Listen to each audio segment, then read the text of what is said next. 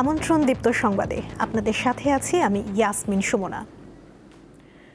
ধর্মীয় ভাবগাম্ভীর্যের মধ্য দিয়ে রাজধানী ঢাকা সহ দেশের বিভিন্ন স্থানে ঈদের দ্বিতীয় দিনেও চলছে পশু কোরবানি। যারা নানাবিধ কারণে ঈদের দিন কোরবানি করতে পারেননি তারা আজ শুক্রবার কোরবানি করছেন। শাহজাহানপুরে আছেন আমাদের সহকর্মী মাহিদুর রহমান, সরাসরি যুক্ত হচ্ছেন তিনি। মাহিদুর, সকাল থেকে কোনো কোরবানি আপনার চোখে পড়েছে কিনা? এছাড়া আমরা জানতে পেরেছি সিটি কর্পোরেশনের প্রশাসক গণমাধ্যমের সঙ্গে কথা বলেছেন, তিনি কি বললেন জানাবেন। অনেকেই দ্বিতীয় দিনে কুরবানি দিচ্ছেন। আরেকটি প্রচলন আমরা দেখেছি যে অনেকেই বেশ কয়েকটি গরু একই সাথে কুরবানি দেন। সেক্ষেত্রে প্রথম দিনে দিয়েছেন একটি বা দুটি এবং দ্বিতীয় দিনে দিয়েছেন আরেকটি। এবং আরেকটি ব্যাপার হচ্ছে হয়তোবা দেখা গেল যে আমরা কসাইদের সাথে যখন কথা বলেছি, কসাইরাও বলেছে যে তাদের এত ব্যস্ত একটা শিডিউল এই মুহূর্তে কাজ করছে যে তারা প্রথম দিন সময় দিতে পারেন নাই। প্রথম দিন আমাদেরকে তারা জানিয়েছে যে 8 থেকে 10টি গরু পর্যন্ত তারা কেটেছে এবং আজকেও তাদের কিন্তু 4 থেকে 5টি গরু কাটার শিডিউল রয়েছে। আপনারা দেখতে পাচ্ছেন যে আজকেও কিন্তু এই যে রীতি অনুযায়ী আজকেও কিন্তু এখানে কুরবানি হচ্ছে, তবে এটা অনেক কমে এসেছে এই পরিসংখ্যানটা। আমি আপনাকে একটু রাজধানীর বর্জ্য ব্যবস্থা নিয়ে কথা বলতে চাই। আজকে কিন্তু রাজধানীর শাহজাহানপুর এলাকায় কিন্তু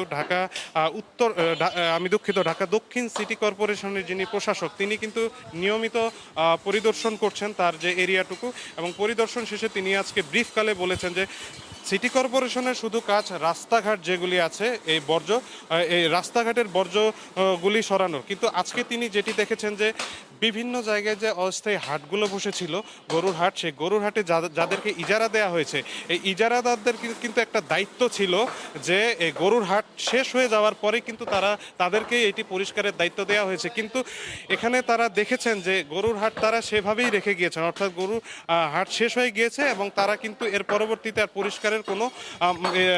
পরিষ্কারের কোনো নেন নাই।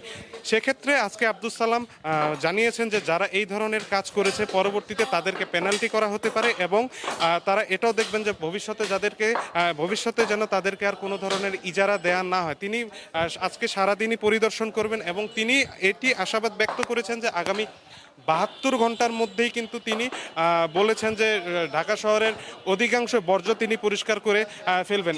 এর পাশাপাশি কিন্তু তিনি সাধারণ মানুষকেও বলেছেন যে নিজের এলাকার আশেপাশে পরিষ্কার রাখতে।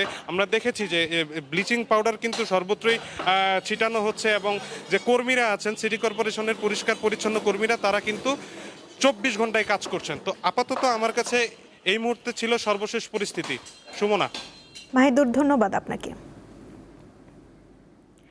শেষ মুহূর্তে কোরবানি না হওয়া ডোনাল্ড ট্রাম্প নামের বিরল অ্যালবিনো মহিষটি এখন ঢাকা চিড়িয়াখানার প্রধান আকর্ষণে পরিণত হয়েছে। অনেকেই এটি দেখতে চিড়িয়াখানায় যাচ্ছে। সেখানে আছেন সহকর্মী স্বস্তিকা সিংহ, সরাসরি যুক্ত হচ্ছেন তিনি। স্বস্তিকা, ঈদের পরের দিন চিড়িয়াখানায় দর্শনার্থীদের সমাগম কেমন দেখছেন? বিশেষ করে মহিষ ডোনাল্ড ট্রাম্প নিয়ে সবার উৎসাহ কতটা? সুমনা, আপনি একেবারে যথার্থই বলেছেন, কারণ কোরবানি হওয়ার কথা থাকলেও রাজকীয়ভাবে বিদায় হয়েছিল, তারপরেও অ্যালবিনো জাতের যে মহিষটি ঠাঁই হয়েছে চিড়িয়াখানায় এবং যার আবাসস্থল এখন চিড়িয়াখানায়, সেই পশুটিকে দেখার জন্য কিন্তু চিড়িয়াখানায় যারা দর্শনার্থীরা রয়েছে তাদের কিন্তু পদচারণা এবং ঠিক সেই জায়গাটিতেই কিন্তু যারা দর্শনার্থীরা রয়েছে তারা সকাল থেকেই আমরা দেখছি যে ভিড় করছে এবং বিভিন্নভাবে তারা আসলে চেষ্টা করছে যে যারা যেহেতু ফেসবুকে দেখেছে বা সংবাদ মাধ্যমে দেখেছে বা বিভিন্ন নিউজ পোর্টালে দেখেছে, অনেকেই কিন্তু বলছেন যে যেহেতু এটা আমরা টিভিতে দেখেছি বা অন্য মাধ্যমগুলোতে দেখেছি, সেহেতু আমরা আজকে এসেছি এখানে সামনাসামনি তাকে দেখতে এবং তার যে সামনাসামনি দেখার পর সেই যে বিষয়টিকে তারা সংরক্ষণ করবে, মোবাইলে ভিডিও করা সহ যাবতীয় যে বিষয়টা রয়েছে। আসলে চিড়িয়াখানায় নানান জাতের জাতের পশু পাখি থাকলেও এবার কোরবানির ঈদের কিন্তু বিশেষ আকর্ষণ হয়ে দাঁড়িয়েছে ঠিক এই ডোনাল্ড ট্রাম্পকে যেখানে রাখা হয়েছে ঠিক তার সামনেই কিন্তু দর্শনার্থীদের উপচে পড়া ভিড় বলা যায়, এবং সময় যত গড়িয়ে যাচ্ছে সেই ভিড়ের পরিমাণটাও কিন্তু বাড়ছে, এবং সেই জায়গা থেকে যারা চিড়িয়াখানা কর্তৃপক্ষ রয়েছে তারাও কিন্তু সতর্ক রয়েছে, কারণ আলবিনো জাতের যে বিশেষ যে মহিষটি, যার কারণে মহিষটিকে চিড়িয়াখানায় রাখা হয়েছে সংরক্ষণের জন্য, তাকে শান্ত প্রকৃতির দেখা গেলেও কর্তৃপক্ষ কিন্তু বলছেন যে সে শান্ত প্রকৃতির না, এবং 700 কেজি ওজনের এই মহিষটি যাতে সাধারণ দর্শনার্থীরা যারা রয়েছে তাদের যাতে কোনো সমস্যা না হয় বা কোনো রকম যাতে অপ্রীতিকর ঘটনা না ঘটে, এজন্য কিন্তু আমরা দেখেছি যে চিড়িয়াখানা কর্তৃপক্ষ যারা রয়েছে তারা সবসময় সতর্ক রয়েছে, বিভিন্নভাবে মাইকে বলা সহ ঠিক যেভাবে বারবার বলা হচ্ছে কিন্তু নিরাপদ দূরত্ব বজায় রাখা এবং সার্বিক যে বিষয়টি রয়েছে সেই বিষয়টি আসলে ঠিক যারা সাধারণ দর্শনার্থীরা রয়েছে সেই সাধারণ দর্শনার্থীদের যে উৎসাহের যে জায়গাটি এবং বিপুল যে উৎসাহ নিয়েই আসলে তারা এখানে আসছেন এবং দেখছেন, আর সেই জায়গায় কিন্তু সব থেকে বেশি আকর্ষিত হয়ে উঠছে যারা শিশু বা বাচ্চারা রয়েছে, তারা কিন্তু বেশি আসছেন এবং দেখছেন এবং তাদের কৌতূহলও কিন্তু বেশি। সময়ের সাথে সাথে সেই পরিমাণটাও বাড়ছে এবং চিড়িয়াখানা কর্তৃপক্ষ বলছে যে আগামী দিনগুলোতে এই মহিষের জন্য তাদের যে টিকিট বিক্রির সংখ্যা বা তাদের এই সময়ে যে আশা থাকে সেই আশাটা আরো বেশি বাড়বে এবং অব্যাহত থাকবে। সুমনা, এই ছিল মিরপুর চিড়িয়াখানা থেকে আমার কাছে সর্বশেষ। স্বস্তিকা, ধন্যবাদ আপনাকে। চট্টগ্রামের কর্ণফুলীতে চট্টগ্রাম কক্সবাজার মহাসড়কে বাস ও লেগুনার মুখোমুখি সংঘর্ষে 3 জন নিহত হয়েছেন। এ ঘটনায় আহত হয়েছেন অন্তত 10 জন। গতকাল রাত 9:30টার দিকে মহাসড়কের বেল্লাপাড়া ক্রসিংয়ে এই দুর্ঘটনা ঘটে।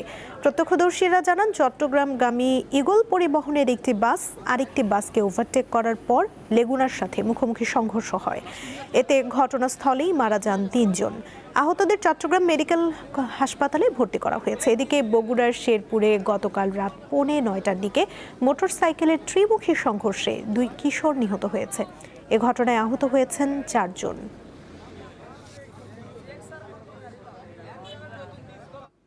এবারে গ্লো অ্যান্ড লাভলি সাফ উইমেন্স চ্যাম্পিয়নশিপ 2026।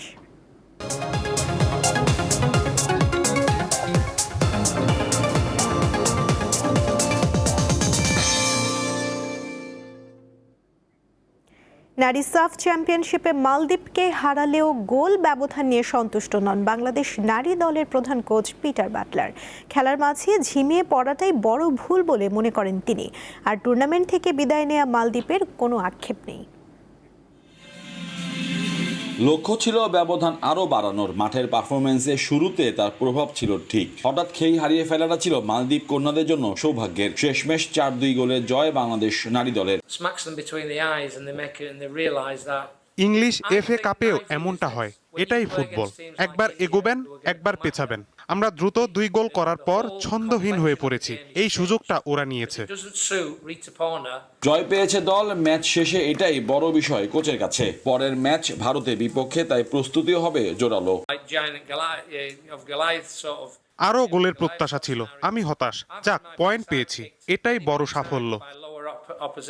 টুর্নামেন্টে অংশ নেওয়াটা যেখানে বড় বিষয়, সেখানে 2 ম্যাচে 15 গোল হজম করাতে মোটেও খেলোয়াড়দের উপর বিরক্ত নন মালদ্বীপ কোচ মোহাম্মদ ইব্রাহিম। দেশটির সাবেক এই খেলোয়াড় জানান, মালদ্বীপ ফুটবল ফেডারেশনের অনুরোধে দায়িত্ব নিয়েছেন তিনি।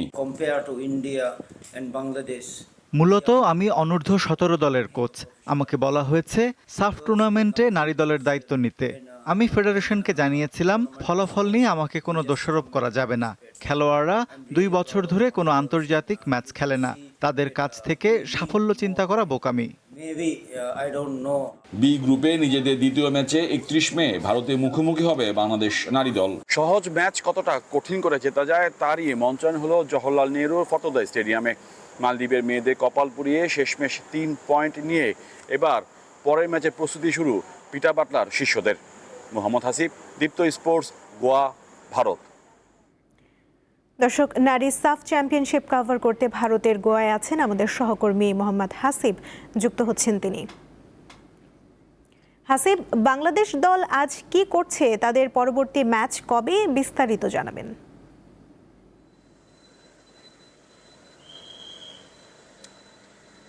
সুমনা, বাংলাদেশ দল আজকে এই মুহূর্তে হোটেলে আছে, হোটেল প্ল্যানেটের রিসোর্টে। সেখানে টিম মিটিং চলছে দুপুর 1:30, অর্থাৎ ভারতের স্থানীয় সময় দুপুর 1:30 সময় সাংবাদিকদের সাথে কথা বলবে এমন একটা পরিকল্পনা আমরা একটু আগে জানতে পেরেছি, অর্থাৎ বাংলাদেশ সময় দুপুর 2টা। দল যেহেতু গতকালকে ম্যাচ জিতেছে, 4-2 গোলে মালদ্বীপকে হারিয়েছে, মালদ্বীপ বিদায় নিয়েছে আসর থেকে, বাংলাদেশ যেই প্রত্যাশা, যে মিশন, সেটা নিয়ে প্রথম ধাপ তারা সাকসেস হয়েছে। পরের ধাপে দ্বিতীয় ম্যাচ আগামী 31 তারিখ ভারতের বিপক্ষে, তো খুবই গুরুত্বপূর্ণ ম্যাচ। এই ম্যাচকে সামনে রেখে আছে টিম মিটিং হচ্ছে, এবং সেই টিম মিটিংয়ের পরে টিম মিটিং কীভাবে বা কী পরিকল্পনা, সেটা নিশ্চয়ই আমাদেরকে কোচ বা খেলোয়াড়রা কথা আমাদেরকে শেয়ার করবে, তেমনটার জন্য আমরা অপেক্ষা করছি। তো সব মিলে আসলে বেশ একটা ভালো ফুরফুরে অবস্থায় রয়েছে। হ্যাঁ, গতকালকে ম্যাচে বেশ কিছু গোলের সুযোগ ছিল, 2 গোলে জিতেছে, সেটা হয়তো আরও বাড়তে পারতো, যেটা নিয়ে কোচের একটা আক্ষেপ রয়েছে গোলের ব্যবধানটা না বাড়ানোর ক্ষেত্রে। সো সেই ভুলগুলোকে শুধরে নেওয়ার যে একটা পরিকল্পনা, এবং সেটাকে আসলে কিভাবে পরবর্তীতে ভারতের বিপক্ষে ম্যাচে কোনো রকম ভুল না করা, অর্থাৎ গোলের সুযোগ পেয়ে গোলের সুযোগ কাজে লাগানো, বা অন্যান্য যে টেকনিক্যাল ভুলগুলো গতকালকে ম্যাচে হয়েছে সেগুলোকে কাটিয়ে উঠে ভালো করে পরবর্তী ম্যাচের জন্য নিজেকে প্রস্তুত করার জন্য বাংলাদেশ দলের এই টিম মিটিং চলছে, এবং সেটা দুপুর 1:30টার দিকে, অর্থাৎ বাংলাদেশ সময় দুপুর 2টায় দুজন খেলোয়াড় আমাদের সাংবাদিকদের সাথে কথা বলবে, তেমনটাই আসলে আমরা জানতে পেরেছি। সুমনা। হাসিব, ধন্যবাদ আপনাকে। এই ছিল এখনকার মতো। পরবর্তী সংবাদ দেখার আমন্ত্রণ জানিয়ে শেষ করছি। এতক্ষণ সঙ্গে থাকার জন্য ধন্যবাদ সবাইকে।